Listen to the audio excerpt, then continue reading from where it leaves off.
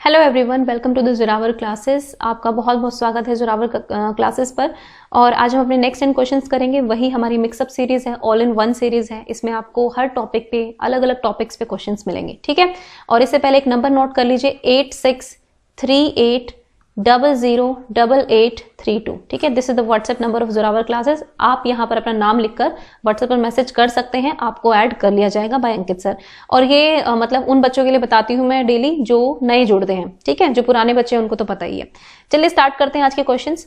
First question है, the temporary change in behaviour due to continuous exposure to stimuli is called, ठीक है। किसी उद्दीपन के निरंतर दिए जाने से व्यवहार में होने वाला अस्थायी परिवर्तन, ठीक है। यहाँ पे अस्थायी की बात है, यानी कि टेम्परेरी चेंज की बात की गई है, तो वो क्या कहलाता है ये आपको बताना है, ठीक है। ऑप्शन आपके सामने हैबिचुएशन, लर्निंग, टेम्परेरी लर्निंग या फिर मोटिवेशन आपके सामने है। तो देखिए, लर्निंग तो परमानेंट चेंज होता है ना, ये तो हो ही नहीं सकता है। और अगर टेम्परेरी लर्निंग क्या होती है, टेम्परेरी कुछ भी होता है तो फिर वो लर्निंग नहीं हो सकती, क्योंकि लर्निंग जो है वो परमानेंट चेंजेस बिहेवियर होता है, ऑलमोस्ट परमानेंट चेंज बिहेवियर होता है, ठीक है। तो ये टेम्परेरी लर्निंग जैसे भी कोई टर्म नहीं यूज करेंगे। अब मोटिवेशन थोड़ी है, ये तो चेंज की बात है। एक चेंज को क्या बोलेंगे जो मतलब ऐसे होता है, एक टेम्परेरी चेंज होता है जो मतलब आपको किसी स्टिमुलस की वजह से हो जाता है, ठीक है। तो ये मोटिवेशन भी नहीं होगा इसका आंसर, ठीक है। तो होगा क्या, इसका आंसर होगा हैबिचुएशन। कई बार हमें हैबिट हो जाती है किसी ना किसी चीज की और फिर हम उस चीज को एडजस्टमेंट कर लेते हैं, और जैसे ही वो मतलब स्टिमुलस हमारे आगे से किसी टाइम पे चला जाता है तो फिर हम उस चीज को छोड़ भी देते हैं। तो मतलब यहाँ पर जो एक स्टिमुलस होता है, स्टिमुलस कुछ भी हो सकता है आपके लिए, कोई शोर हो सकता है, कुछ भी हो सकता है। सपोज आपके पड़ोस में बहुत ज्यादा शोर हो रहा है ना, शादियों का माहौल है, ये जो भी है, तो आप अपने आप को उसको हैबिचुएट बना लेंगे उससे एडजस्ट करने का, लेकिन वो लर्निंग नहीं होती है। जैसे वो शोर चला जाता है आप उस चीज को भी छोड़ देते हैं, ठीक है। तो that is not a learning, वो टेम्परेरी चेंज हो जाता है, ओके। तो हम उसको हैबिचुएशन कह सकते हैं कि आपको आदत पड़ गई है, लेकिन जैसे कुछ मतलब वो चीजें आपके सामने से हट जाती हैं, कुछ भी हो जाती है, तो फिर आप उन चीजों को अपने बिहेवियर में ज्यादा लाते नहीं है। तो that is not a permanent change. तो habituation is the right option, okay. चलिए नेक्स्ट क्वेश्चन देखते हैं। The teacher should not use which of the following ways to change the attitudes of the students। भाई teacher को अपने बच्चों का attitude change करने के लिए इनमें से क्या चीजें नहीं यूज करनी चाहिए? कोअर्सिव परसुएशन, या फिर रिपीटिशन ऑफ आइडियाज और assertion, endorsement by an admired person, या फिर association of the message with a good feeling. यानी कि दबाव से या किसी बात, परसुएड का मतलब होता है जब आप किसी को इन्फ्लुएंस करने की कोशिश करते हैं, एक प्रेशर बनाने की कोशिश करते हैं, ठीक है। ये सेकंड है कि किसी विचार को दोहराना अथवा दृढ़ता पूर्वक आप व्यवहार दिखाते हैं जब किसी प्रशंसनीय व्यक्ति के द्वारा समर्थन एवं स्वीकृति या फिर संदेश के साथ साहचर्य स्थापित करना। तो मतलब यहाँ पे सबसे नेगेटिव को देख लो कि क्या हमें नहीं करना चाहिए, टीचर को क्या नहीं करना चाहिए। तो ऑप्शन नंबर ए बिल्कुल ठीक लग रहा है ना। आप दबाव बनाकर काम कराएंगे तो फिर वो काम ना तो परमानेंट हो सकता है और वो कहीं ना कहीं टेम्परेरी होता है और मतलब बाहरी होता है, आंतरिक रूप से नहीं होता है। तो टीचर को ये चीज कभी नहीं करनी चाहिए, ओके। तो option number A is the correct option. Next देखते हैं, विच of the following statement regarding achievement motive is true, ठीक है। देखो अचीवमेंट मोटिवेशन, देखो मोटिव्स जो होते हैं ना बहुत टाइप के हो सकते हैं। आपके पर्सनल मोटिव्स होते हैं, आपके कुछ सोशल मोटिव्स होते हैं, आपके कुछ अचीवमेंट मोटिव का मतलब यहाँ पर क्या होता है, जब आपके मन में किसी चीज को पाने की बहुत जबरदस्त इच्छा होती है ना, तो वो आपका अचीवमेंट मोटिव के अंदर आ जाता है। तो इसमें से बताना है कि कौन सी अचीवमेंट मोटिव के बारे में ट्रू है, ठीक है, कौन सी बात सच है ये बताना है। तो पहला है कि उपलब्धि अभिप्रेरक जीवित रहने के लिए आवश्यक है, यानी कि अचीवमेंट मोटिव जो है नेसेसरी है फॉर सर्वाइवल, यानी कि जीने के लिए आवश्यक है। दूसरा है कि अगर if the satisfaction of personal potentialities is emphasised, अगर व्यक्तिगत क्षमताओं की संतुष्टि महत्वपूर्ण है तो उपलब्धि प्रेरक यानी कि अचीवमेंट मोटिव जो होती है उसको हम ग्रोथ मोटिव कह सकते हैं, ठीक है। अब इसके बाद है, अगर स्ट्रेस आपका कॉम्पिटिशन हो, अगर सारे लोग हैं, सारे लोग आपस में कॉम्पिटिशन कर रहे हैं, इस बात पर स्ट्रेस है, तो ये आपका एक सोशल मोटिव कहला सकता है, या फिर ये सारे हो सकते हैं। तो ये आपको आंसर करना है, ठीक है। देखो इसका करेक्ट ऑप्शन होगा ऑप्शन नंबर डी, ठीक है। क्यों होगा बता देती हूँ। अचीवमेंट मोटिवेशन बहुत जरूरी है सर्वाइवल के लिए, क्योंकि हमारी जिंदगी में कभी ना कभी कोई ना कोई ऐसा टारगेट होता है, वो हर किसी की लाइफ में होता है, ठीक है। और अगर कोई नहीं उस टारगेट को पूरा कर पाता है तो लोग स्ट्रेस में आ जाते हैं, डिप्रेशन में भी आ जाते हैं ना, कई चीजें होती हैं। तो आपको सर्वाइवल के लिए किसी ना किसी तरह के अचीवमेंट मोटिव की जरूरत होनी चाहिए जो आपको कुछ ना कुछ प्रेरणा दे, ना कहीं से तो आना चाहिए ना। किसी को पढ़ाई में इंटरेस्ट होता है, किसी को कुकिंग में इंटरेस्ट होता है, किसी को किसी चीज में, किसी को बिजनेस में इंटरेस्ट होता है, और कहीं पे भी जब हम फेलियर हो जाते हैं ना, दैट मीन्स कि हमारे जो मोटिव्स हैं वो स्ट्रॉन्ग नहीं है, हम उस चीज के लिए स्ट्रॉन्ग एफर्ट्स नहीं कर रहे हैं, तो सर्वाइवल के लिए ऑफकोर्स जरूरी है।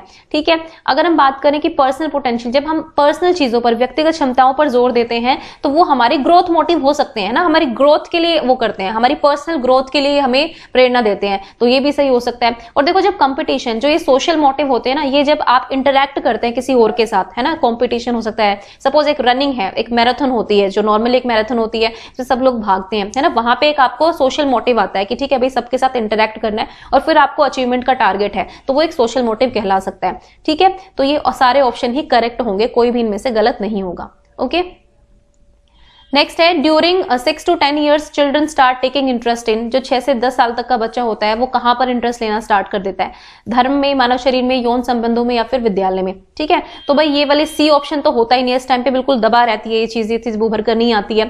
फिर धर्म में इतना बच्चा बड़ा नहीं होता कि वो धर्म में इंटरेस्ट लेगा, ह्यूमन बॉडी में या फिर डी में। देखो अब यहाँ पे ना ऑप्शन थोड़े से, मतलब स्कूल है, ठीक है, इतने साल का बच्चा थोड़ा एक्टिवली पार्टिसिपेट करता है स्कूल में, है ना, स्कूल एक्टिविटीज में, या हम कह सकते हैं कि स्कूल जाना बच्चे को कहीं ना कहीं अच्छा लगता है। एक्सेप्शनल नहीं है ये केस, एक्सेप्शंस मतलब हो सकते हैं कि कुछ बच्चे ना पसंद करते हो, बट मोस्टली स्टूडेंट जो है यहाँ पर स्कूल जाते ही हैं और उन्हें अच्छे भी लगने लग जाते हैं अपने स्कूल के फ्रेंड्स हो जाते हैं, बातें बताते हैं घर आकर अपनी मम्मी को, पापा को, कल मैडम ने ये बोला, इस फ्रेंड के साथ ऐसे झगड़ा हुआ, तो option number D is the correct option. Okay, मतलब इन ऑप्शंस में देखें तो हम डी वाला ऑप्शन सही कह सकते हैं।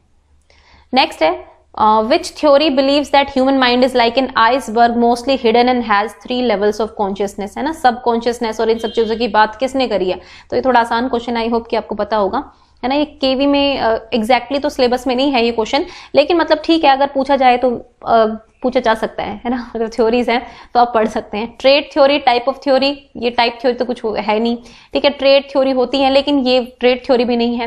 फिर उसके बाद साइको एनालिटिकल, तो आप सभी को ऑप्शन समझ में आ गया होगा। फ्राइड जो है, फ्राइड इसकी बात करते हैं ना सबकॉन्शियस माइंड की और इन सब की, ईड, ईगो, सुपर ईगो, ये सब इसमें आ जाता है, तो ये आपका मनोविश्लेषणात्मक सिद्धांत की बात यहां पर हो रही है। ओके, नेक्स्ट देखते हैं दिस क्वेश्चन, ये मुझे क्वेश्चन थोड़ा डिस्कस करना है आपके साथ अच्छे से। Some people say that whenever anger draws upon children they go to play, कुछ लोग कहते हैं कि जब भी बच्चों को गुस्सा आता है तो वो खेलने के लिए चले जाते हैं। ठीक है, जब तक कि पहले से अच्छा महसूस नहीं करते, उनके व्यवहार में निम्न में से कौन सा प्रतिरक्षा तंत्र प्रतिलक्षित होता है। देखो जहां पर तक बच्चों की बात है तो अब यहाँ पर ये बताना है कि क्या होगा, है ना। इसमें अगर आप लोगों को मे बी कंफ्यूजन ना भी हो, लेकिन मेरे को थोड़ा सा डाउट था इस क्वेश्चन पे और मैं आपको वो डाउट क्लियर करना चाहती हूँ। ठीक है, देखो प्रोजेक्शन हो सकता है, डिस्प्लेसमेंट, ये सारे आपके रिएक्शन फॉर्मेशन है जो भी होते हैं, सॉरी ये आपके डिफेंस मैकेनिज्म है सारे के सारे जो फ्राइड के द्वारा दिए गए थे। मतलब जब इंसान की भावनाएं जो हैं, मतलब होता है ना, हमारे सामने बहुत सारी चीजें होती हैं प्रेजेंट, हम किस चीज को किस तरह से बचना चाहते हैं हर सिचुएशन से, उसके लिए हमारे पास अपने अपने डिफेंस मैकेनिज्म्स होते हैं। मतलब बेसिकली ये कह सकते हैं कि अपनी लाइफ में जब हम कुछ ऐसी अनप्लीजेंट सिचुएशंस आ जाती है हमारे सामने, तो हम उनसे कैसे डील करते हैं ना। किसी चीज को हम छुपाने के लिए, किसी चीज को हम छुपा लेते हैं, किसी इमोशन को हम दिखा देते हैं, किसी कभी हम बहुत ज्यादा दिखा देते हैं, तो ये तरह तरह के डिफेंस मैकेनिज्म एक इंसान अपनी लाइफ में चूज करता है कि उसको क्या करना है। ठीक है, तो ये फ्राइड के द्वारा दिए गए थे, हालांकि बहुत सारे हैं लेकिन यहाँ पर जो 4 हैं इनमें से बताना है। देखो जब हम छोटे बच्चों की बात करते हैं ना, तो छोटे बच्चे जो हैं अपनी फीलिंग्स को, गुस्सा दिखाते हैं, कई बार तो बच्चे एक्सप्रेस कर देते हैं, कई बार बच्चे एक्सप्रेस नहीं करते तो वो कहीं और उस चीज को चैनलाइज करने लग जाते हैं। तो यहाँ पे ना दो ऑप्शन बनते हैं, एक तो होता है डिस्प्लेसमेंट और एक होता है आपका सब्लिमेशन। देखो प्रोजेक्शन में तो क्या होता है कि हमारी जो भी स्ट्रॉन्ग इंपल्स होती है, जो हमारी जो अनएक्सेप्टेबल इंपल्स होती है, हम ये मानकर चल देते हैं कि चलो भाई अगर हम उससे नफरत करते हैं तो वो भी हमसे नफरत करता है, तभी तो हम नफरत कर रहे हैं उससे। ठीक है, तो ये प्रोजेक्शन होता है कि आप प्रोजेक्ट कर देते हैं, ठीक है, उसको भी तो मेरे से प्रॉब्लम है, मेरे को ही थोड़ी है, तो ये हम दबाने की कोशिश करते हैं। जब हमको ये लगता है कि अगर हम सबको कहेंगे कि हमें वो इंसान पसंद नहीं है तो सब हमें तो दोष देंगे कि क्यों, फिर हम एक अपने उनको बताने के लिए कहते हैं कि नहीं मैं इसलिए नफरत करता हूं या करती हूँ क्योंकि वो भी मेरे को पसंद नहीं करता है। ठीक है, तो ये हो जाता है आपका प्रोजेक्शन डायरेक्टली। ठीक है, आपने दूसरे पर ही प्रोजेक्ट कर दिया कि मैं ऐसा करती हूँ क्योंकि उसका बिहेवियर ऐसा है। अब बात है डिस्प्लेसमेंट की, रिएक्शन फॉर्मेशन की। तो रिएक्शन फॉर्मेशन में तो आप ये मतलब बिल्कुल डिफरेंट चले जाते हैं, जो आप फील करते हैं उससे कहीं आगे निकल जाते हैं और बिल्कुल उसका ऑपोजिट आप बिहेव करने लग जाते हैं। ठीक है, तो ये होता है। अब बात करेंगे डिस्प्लेसमेंट की और सब्लिमेशन की। तो डिस्प्लेसमेंट का मतलब होता है कि जब आपको कोई चीज पसंद नहीं आ रही है, सपोज आपको एंगर आ रहा है, गुस्सा आ रहा है, इसी एग्जाम्पल से लेकर करते हैं। ठीक है, तो आपने फिर किसी और चीज में उस एनर्जी को चैनलाइज स्टार्ट कर दिया, जैसे आपने किसी को धक्का मार दिया, आपने अपनी बॉल पटक पटक कर मारी, ठीक है, आपने अपने चप्पल जूते फेंक दिए, दैट इज कॉल्ड डिस्प्लेसमेंट। लेकिन डिस्प्लेसमेंट के जैसा ही होता होता है एक सब्लिमेशन। लेकिन अगर डिस्प्लेसमेंट है नेगेटिव तो सब्लिमेशन है पॉजिटिव। ठीक है, मतलब ठीक है आपको गुस्सा आ रहा है, लेकिन आप इतने संयमी हो चुके हैं कि आपको अब ये पता है कि अब मैं अपनी इस गुस्से की एनर्जी को कहीं और चैनलाइज करूंगा। ठीक है, मैं अपने प्लांटिंग में लग गया। ठीक है, मैं गार्डनिंग में करने लग गया, मतलब मैंने पेड़ पौधों की देखभाल करनी शुरू कर दी। मेरे को बहुत गुस्सा आ रहा है, मैंने डांस करना शुरू कर दिया। ठीक है, मतलब इस तरह से एक पॉजिटिव चीज में आप एनर्जी अपनी चैनलाइज करने लग जाते हैं। तो देखो इसका जो ऑप्शन है, करेक्ट ऑप्शन जो है वो दिया गया है option B according to the answer key. ठीक है, देखो डिस्प्लेसमेंट क्यों दिया गया है, क्योंकि बच्चे हैं और बच्चे जो हैं अपनी एनर्जी को चैनलाइज किसमें करेंगे, वो इतने समझदार नहीं हो पाते हैं कि उनको एक पॉजिटिव वे में डायरेक्शन में लेकर जाना है। तो यहाँ पर डिस्प्लेसमेंट ही कहेंगे। खेलेंगे भी तो फिर गुस्से में खेलेंगे, मतलब कि कुछ पटक पटक के मारेंगे कि मेरे को ऐसे बोल दिया वैसे बोल दिया, तो ये डिस्प्लेसमेंट में आता है। लेकिन अगर यहाँ पर एडल्ट आ जाता ना, कोई बड़ा इंसान आ जाता और हम ये कह देते कि वो भाई डांस करने चला जाता है, वो ये करने चला जाता है, तो दैट मीन्स कि वो अपने एंगर को एक पॉजिटिव एनर्जी में लगा रहा है, तो वो आपका हो जाता सब्लिमेशन। समझ में आई बात? तो डिस्प्लेसमेंट और सब्लिमेशन दोनों में ही हम चैनलाइज करते हैं अपनी एनर्जी को, लेकिन डिस्प्लेसमेंट में हम थोड़ी नेगेटिव चीजों में चले जाते हैं और सब्लिमेशन में हम पॉजिटिव चीजों में अपनी एनर्जी को चैनलाइज करने लग जाते हैं। मतलब ये कह सकते हैं आप इतने मैच्योर हो जाते हैं कि आपको पता है कि आपके गुस्से को कैसे कंट्रोल करना है। वहां पर जो चीज आपको समझ में आ रही है आप उसके ऑपोजिट जाकर और एक मतलब अच्छे काम में अपनी एनर्जी को चैनलाइज कर देते हैं, तो ये होता है सब्लिमेशन। लेकिन इस क्वेश्चन का आंसर होगा ऑप्शन नंबर बी, क्योंकि बच्चों की बात हो रही है। ठीक है, बच्चे इतने समझदार नहीं होते हैं कि वो मतलब पॉजिटिव वे में अपनी एनर्जी को चैनलाइज करने की कोशिश करें। नेक्स्ट है option question number 7, adjustment means accommodating oneself to various circumstances in order to satisfy. तो समायोजन से तात्पर्य स्वयं का विभिन्न परिस्थितियों में अनुकूलन करना है ताकि स्पष्ट किया जा सके। ठीक है, किसको सेटिस्फाई करने के लिए हम एडजस्टमेंट करते हैं, है ना, मतलब वेरियस सर्कमस्टांसेस में हम अपने आप को अकोमोडेट करते हैं ताकि मतलब किस चीज को सेटिस्फाई करने के लिए, बेसिकली दूसरों को सेटिस्फाई करने के लिए करते हैं। मोटिव्स हमारे प्रेरक जो होते हैं उनको सेटिस्फाई करने के लिए, अपने गोल्स को सेटिस्फाई करने के लिए, अपनी नीड्स को सेटिस्फाई करने के लिए, है ना। पढ़ने से समझ में आ रहा होगा, option number D is the right option. अपनी आवश्यकताओं को संतुष्ट करने के लिए, मतलब अपनी जो नीड्स है, अपनी जरूरतों, यहाँ पे आवश्यकताओं थोड़ा गलत वर्ड होगा, जरूरतें होगा, अपनी जरूरतों को संतुष्ट करने के लिए, अपने नीड्स को संतुष्ट करने के लिए जो है हम क्या करते हैं, अपने आप को अकोमोडेट करते हैं, एडजस्टमेंट करते हैं। वही जो आपकी डिफेंस मैकेनिज्म भी है, कुछ कुछ ऐसा ही काम करते हैं। ठीक है, option number D is the correct option. Next है which of the following behaviour is not a manifestation of emotional disturbance. ठीक है, अगर कोई बच्चा जो है इमोशनली डिस्टर्ब्ड है, ठीक है, तो इनमें से कौन सा बिहेवियर वो नहीं होगा, उसका मतलब ये बताना आपको। ठीक है, डेलिंक्वेंसी होता है बाल अपराध। ठीक है, ऑब्वियसली ये तो भावनात्मक बाधा की हो, घर में अगर माता पिता लड़ाई झगड़ा करते हैं, शराब भी कराते हैं पापा, बहुत सारी चीजें होती है, इमोशनल डिस्टर्बेंस बढ़ जाता है, तो बच्चे जो है अपराध करने में, चोरी करने में, है ना, मारने पीटने में किसी को, इन सब चीजों में शामिल हो जाते हैं। ठीक है, ये भी बुलिंग नेचर भी हो जाता है ना, आप एक दूसरे को चिढ़ाते हैं। बुलिंग मतलब जब आप किसी को चिढ़ाते हैं या फिर आप कह सकते हैं आप गंदी गालियां देते हैं, कुछ भी करते हैं, ये सब वो नेचर आ जाता है। फिर ट्रोएंसी मतलब आप भाग जाते हैं, भगोड़ापन आप में आ जाता है कि आप हर सिचुएशन से भाग जाते हैं, ये भी हो सकता है। ठीक है, अब ऑटिज्म तो एक पर्टिकुलर डिसऑर्डर है, दैट इज नॉट मतलब कॉज ऑफ इमोशनल डिस्टर्बेंस, ये इसका एक कारण नहीं हो सकता है। ठीक है, मतलब सॉरी, इसका कंसिक्वेंस नहीं है इमोशनल डिस्टर्बेंस का, ये अपने आप में एक अलग डिसऑर्डर है और इसमें जरूरी नहीं है कि ये सारी चीजें आप में पड़ेगी। ठीक है, तो option number D is the correct option. ये सारे तो अपराध ही हैं एक तरह से, मतलब जो बच्चों में इमोशनल डिस्टर्बेंस की वजह से हो जाते हैं। नेक्स्ट है provision for education for the children with disabilities can be done through. ठीक है, तो यहाँ पर आपके सामने 4-5 चीजें लिखी हुई हैं, inclusive education, main streaming, integration या नन ऑफ दीज, है ना। ऐसे क्वेश्चंस में आपको सबको पता है कि आपको आंसर सीधे सीधे इंक्लूसिव एजुकेशन लगाना है, क्योंकि मेन स्ट्रीमिंग के बाद इंटीग्रेशन आया था, इंटीग्रेशन के बाद फिर हम और आगे बढ़े और हम इंक्लूसिव एजुकेशन को लेकर आए कि भाई ठीक है, अब हमें अपने आप में चेंज लाना पड़ेगा, अपने आप में हमें एडजस्टमेंट करना पड़ेगा ताकि बच्चे को कोई दिक्कत ना हो। ठीक है, तो option number A is the correct option. Next देख लेते हैं, Which of the following is not a characteristic of mental retardation। ठीक है, मेंटल रिटार्डेशन की इनमें से क्या एक कैरेक्टरिस्टिक नहीं है, ये आपको बताना है। तो पहला है IQ 25 से 70 के बीच में। देखो IQ जब 25 से 70 के बीच में होता है तो मेंटली रिटार्डेड माना जाता है बच्चा। ठीक है, तो ये ऑप्शन तो होगा।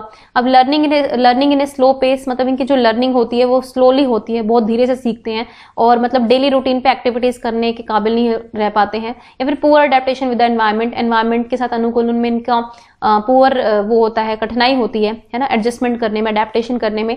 और नेक्स्ट है पुअर इंटरपर्सनल रिलेशनशिप। तो बताओ इसका आंसर क्या होगा। ए तो मैंने हटाई दिया है, इसका जो करेक्ट ऑप्शन होगा वो होगा option number D.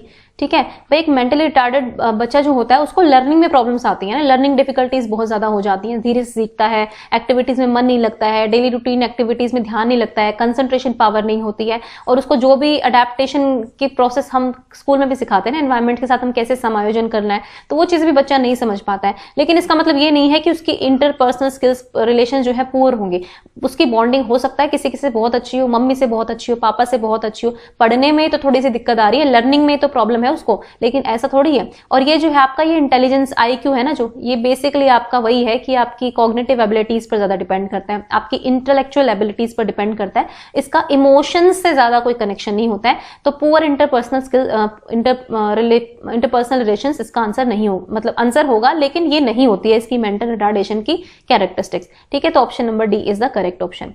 Okay guys, तो ये आपके क्वेश्चन थे, कुछ 10 क्वेश्चन थे, और आई होप कि आप अपनी तैयारी जारी रखेंगे और करते रहेंगे, कॉन्टिन्यूसली प्रैक्टिस करते रहिए क्वेश्चंस की। ज्यादा से ज्यादा क्वेश्चन से आपके बहुत सारे कंसेप्ट जो है वो क्लैरिफाई होते हैं, आपको काफी इससे मैं कहूंगी कि प्रैक्टिस मिलने से पता है क्या होता है कि हम थोड़ा सा ना यूज टू रहते हैं चीजों के, छोड़ते नहीं है। भले ही आप ये 10-15 मिनट की वीडियो देख लीजिए, आपको बहुत कुछ रिवाइज हो जाता है, तो that is very beneficial for you. और एक पीछे एक क्वेश्चन पे डाउट था आई थिंक कुछ बच्चों को, जिसमें प्ले एज वाला कोई कंसेप्ट था ना, प्री आई थिंक प्री क्या बोलते हैं उसको हिंदी में, पूर्व बाल्यावस्था जो थी। ठीक है, तो वो आपकी थी प्री चाइल्डहुड जो था, मतलब पूर्व बाल्यावस्था कह सकते हैं हम उसको। तो उसमें आप क्या मतलब 4 ऑप्शन थे, एक तो प्री गैंग एज था और 2-3 ऑप्शंस और थे, और प्ले एज था। देखो वहां पर मेरा कहना है पूर्व बाल्यावस्था में बेसिकली 3 से 5 या 6 साल तक का बच्चा होता है, ये इतना एक्टिवली प्ले, यहाँ पे प्ले का मतलब ये नहीं है कि अपने आप ही खेल रहा है, यहाँ पर प्ले का मतलब है दूसरों के साथ एक्टिवली कितना वो कर रहा है। ये प्री गैंग एज होती है, इस टाइम पे गैंग नहीं बनती है बच्चों की, गैंग एज उसकी कब बनती है, लेट चाइल्डहुड में जाके बनती है। ठीक है, तो मतलब यहाँ पर जो बच्चा है एक्टिवली प्ले ग्रुप का मेंबर नहीं बनता है वो। ठीक है, वो अपने खेल में ज्यादा मस्त रहता है, वो अपने आप ही खेलता रहता है, अपना बैट अपना बॉल, एक आधे बच्चों के साथ थोड़ी बहुत शेयरिंग कर सकता है, लेकिन शेयरिंग भी नहीं करता है यहाँ पर, क्योंकि ईगो सेंट्रिज्म बहुत ज्यादा हावी होता है, इसलिए बच्चा यहाँ पर खुलकर सबके साथ नहीं खेलता है। ओके, तो ये प्ले एज का इसकी कैरेक्टरिस्टिक नहीं कह सकते हम प्ले एज जो होगी। ठीक है, ये लेट चाइल्डहुड की होती है, अगर किसी को डाउट था इसमें तो ये मेरी तरफ से आपको एक्सप्लेनेशन है। Okay, and thank you for watching the Zorawar classes.